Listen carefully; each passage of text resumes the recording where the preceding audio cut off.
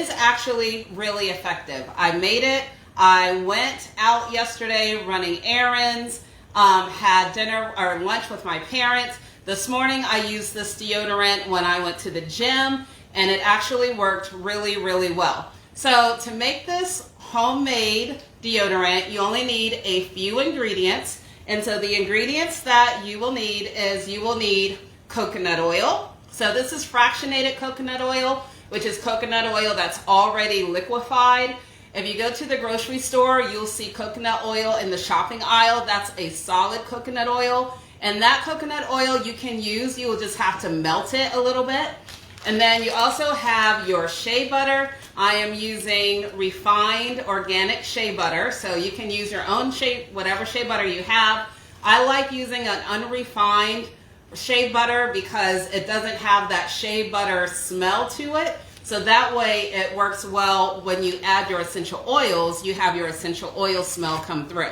And speaking of essential oils, you will need your essential oils. Now, what causes odor? The cause of odor is an overgrowth of bacteria. And so that's what we really want to prevent, is this overgrowth of bacteria underneath our armpits. And so the ingredients that I'm showing you today are ones that help prevent that bacteria growth, as well as we don't want our armpits to be all dried out, right, and itchy and breaking out. So the other things such as here also acts as our shea butter also acts as our skin moisturizer as well. So I say that because when you pick your essential oils, you want to pick essential oils that are good for fighting bacteria. So for example, I am going to use tea tree essential oil. You guys, I know you all know tea tree essential oil, very, very popular with good reason. So tea tree essential oil is a really great one. The other one that I use, actually that's in this one, is basil essential oil. Now I know, and it's, yes, basil like you use in cooking, it has an essential oil, and basil also is proven to kill bacteria. So, and I love the smell of basil, so this is actually basil and orange. But today I'm going to show you how to use it with tea tree and lavender. Okay, so those are the ingredients that we're going to use. Our arrowroot powder. Arrowroot powder is a substitute for cornstarch. I'm substituting this for baking soda. Some recipes that you find online will have a baking soda in the recipes. If you have very sensitive skin, I would recommend using arrowroot powder instead. This is actually a thickener, as well as baking soda has a higher pH balance level than our skin requires. So over time, it can be drying and irritating to the skin. So use arrowroot powder, all right? So let's see, did I show you everything? And then optional is a vitamin E drop. So that's optional. You don't have to have that. All right, so let me show you how to make it. Very, very simple. What you're going to need is a glass container because we're going to end up heating up all of the ingredients, well, most of the ingredients together. And so I have my glass container here. And now I am going to actually put in 2 tablespoons of my coconut oil. Now, coconut oil is awesome when you are talking about fighting germs and bacteria because coconut oil has its own properties that helps to fight bacteria. So instead of using like an avocado oil, rose oil, something like that, I strongly recommend using coconut oil, because we're trying to get all the bacteria, bad bacteria that we can get. So I have my coconut oil in here. Next, what I'm going to do, that was 2 tablespoons. Next, I'm going to do 2 tablespoons of my shea butter. Now, you want to do equal parts of your oil and your butter. So if you want to make a lot, you know, you just double it. But it should be equal parts. So I'm putting 2 tablespoons into my container. How are you guys? I hope everyone is having a good Sunday today. It is beautiful here. Charles Brakely is in the house. Good afternoon, Charles. Thank you for tuning in. Getting this shea butter out of here. So I'm putting my shea butter in here. And then the other thing, like I always say, do not be afraid at doing your own at-home stuff, because you can always add a little bit more or a little less this. It's all about experimentation. It doesn't have to be perfect the first time. So my shea butter, and I have my oil in there. Next, what I'm going to add is my arrowroot powder. So let me get that out. This you can find in the baking aisle of most of your grocery stores. So that's where I would recommend doing that. And you want equal parts of your arrowroot powder. So I'm going to sprinkle in 2 parts. Here, two tablespoons. So I have 1. I spilled a little bit more than I wanted to. So let me get a little bit more in here. I don't know if you guys can see. Oh yeah, you can. See me sprinkling in here. Again, doesn't have to be perfect, but I'm putting that in here. All right. So now I am going to actually take this and put this on the stove. And this, I'm going to show you how you can make a double broiler. So when you see homemade recipes and they say you want to do a double broil or put it on a double broiler, I don't have one, but I make my own. So I'm going to grab my phone and show you how. All right. So to do a double broiler, it's super simple. All you need to do is you have a pot that is wider than your glass container. And in this pot, you put your water and you heat the water up, right? So you want the water on high and you're going to set this container in here. And the water should come up about half. I probably can add a little bit more, but about half to your container.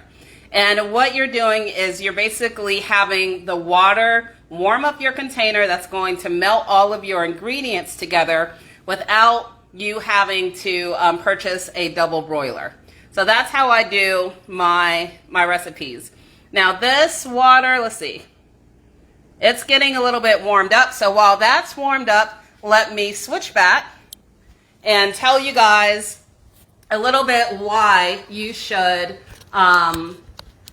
switch to a natural deodorant, in my opinion. So, you know, one of the things that I'm very passionate about talking about is reducing our toxic load in our bodies. That's our exposure to toxins, right? And so, in a lot of our commercial store-bought deodorants that are not natural, it actually has quite a few chemicals in it that have been documented for actually causing our body's problems. And one of the big things is disrupting our hormones. And that is dangerous both for men and for women. So you want to stay away from hormone disruptors as much as possible. And some of those ingredients are in regular deodorants.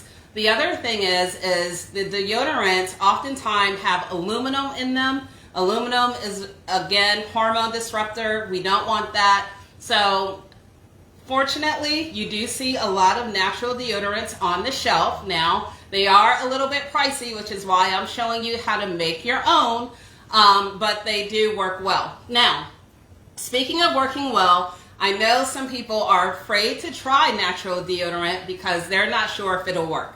So let me tell you, I have been using it for years. When you first start using your natural deodorant, yes, you may have to start putting it on twice a day, right? Because your body actually is going to go through a detox process, because now you're not putting all those chemicals on your skin and your body is just going to be detoxifying underneath your armpits. And you might even find that at first when you put on natural deodorant that you're going to smell a little bit funky, you know, at first. And that's the reason why, like, you're sweating out all of those toxins. So think about that for a second and think about the years that you're using, you know, these regular deodorants, and all that stuff is built up in your system, and now you're switching. So what I tell people is to give it time. You have to give natural deodorant time.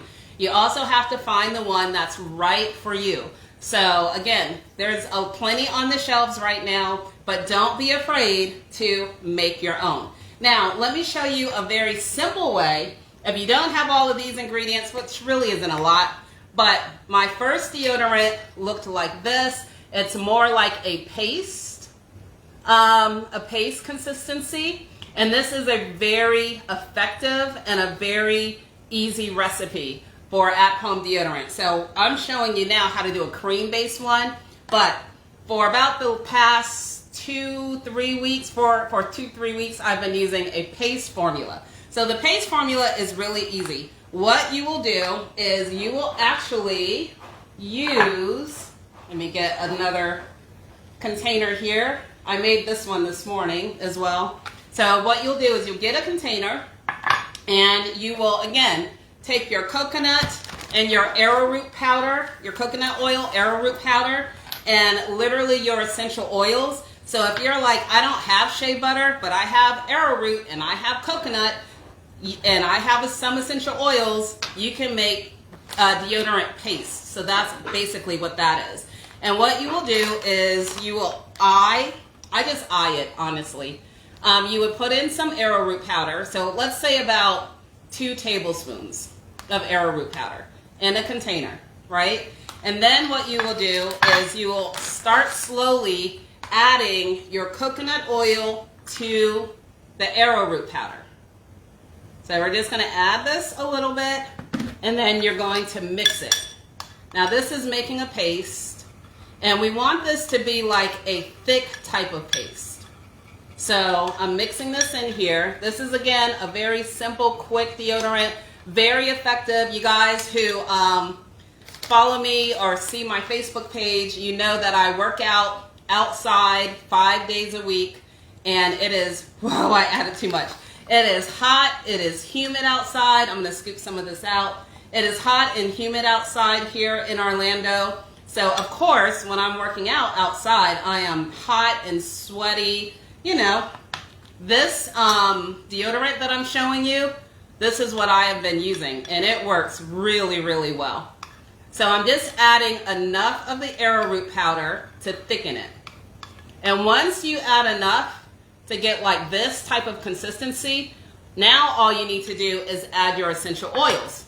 So I would stay away from essential oils that are like peppermint essential oils, the tingly ones, right? Because rosemary essential oil, I don't know if I would use that one, because you know when you're sweating, your pores are open. So you want to avoid those really strong essential oils and stick to gentle ones. Lavender, again.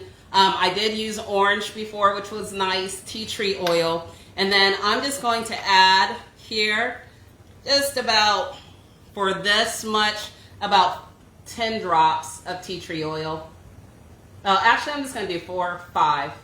Because I only have a little bit in here. I just wanted to make enough for you guys to see.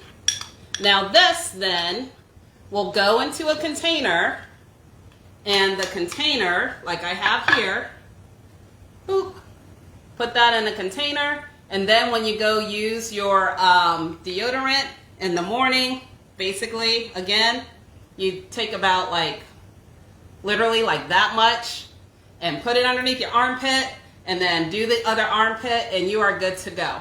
So this works really, really well. I actually really love it. All right, so let me check on how our ingredients are doing. So these are actually melting pretty well. Let me stir this. All right, so I'm going to take this off the eye and show you guys what I am working with. All right. Since I'm on camera, I'm going to do it the responsible way with my glove. But here we go. So when you first take it out, it's going to be liquid. Pretty liquidy, because you just melted everything together, right? But that's okay, because we are going to end up setting this in the refrigerator.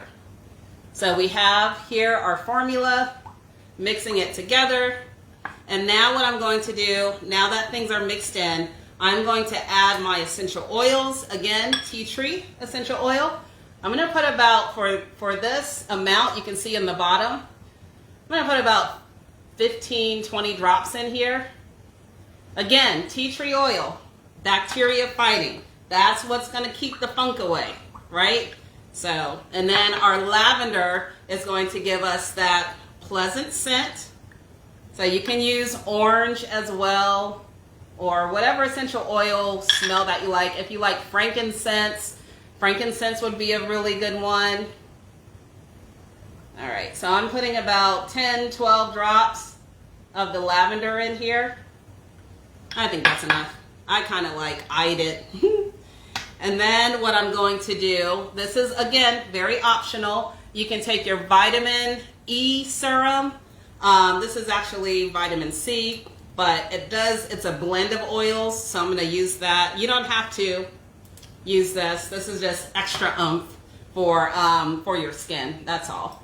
And then you're going to stir this, and next you're just going to set it in the refrigerator, and about 30 minutes it should start getting very, very creamy, and within like 45 minutes you should have this really nice, I don't know if you guys can see it, cream consistency. So here you go. So this is a very nice, soft, feels like butter when you put it on. When you are making your recipe, if you put this in the refrigerator after about 45 minutes and you notice it's not really thickening, then you're gonna start sprinkling a little bit of the arrowroot powder just to make it a little thicker. So again, doesn't have to be perfect the first time. You eye it and you just play with it a little bit. But you pour it into a container. So I actually took this and I poured it into one of these empty containers and set it in the refrigerator.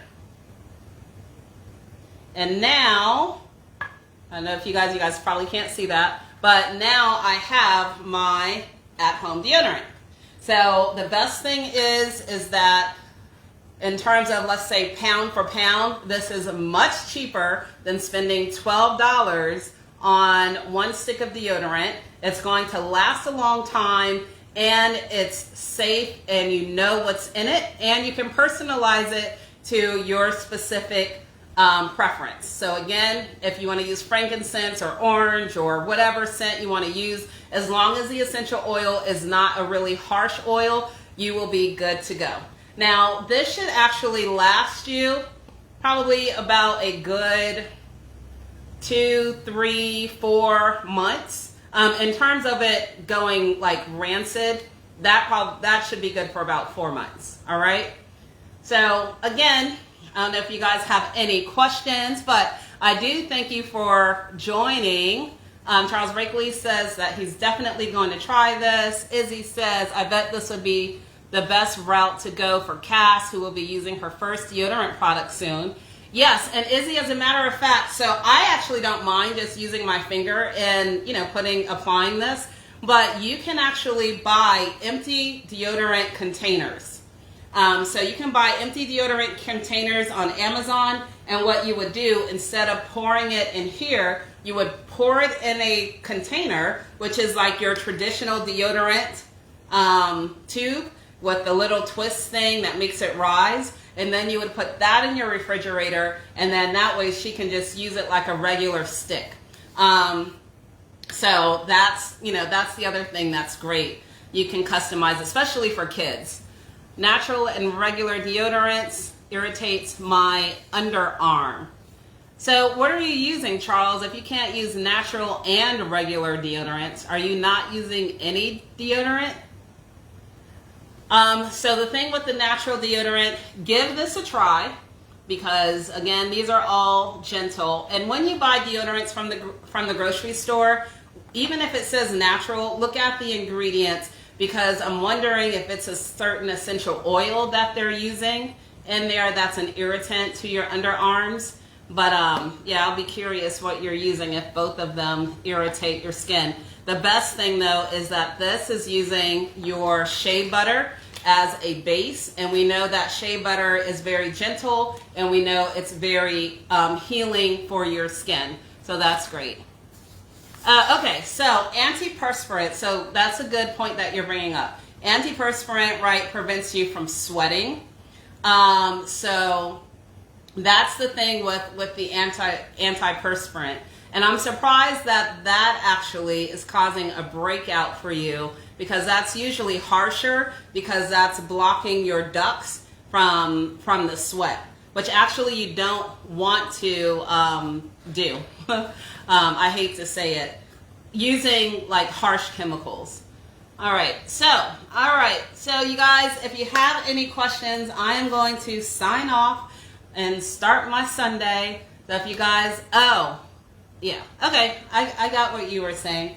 If you guys have any questions, let me know. I will be back with another recipe next week. We're going to talk about how to do a natural shampoo. And there are some ways that you can do a natural shampoo that are really, really going to surprise you.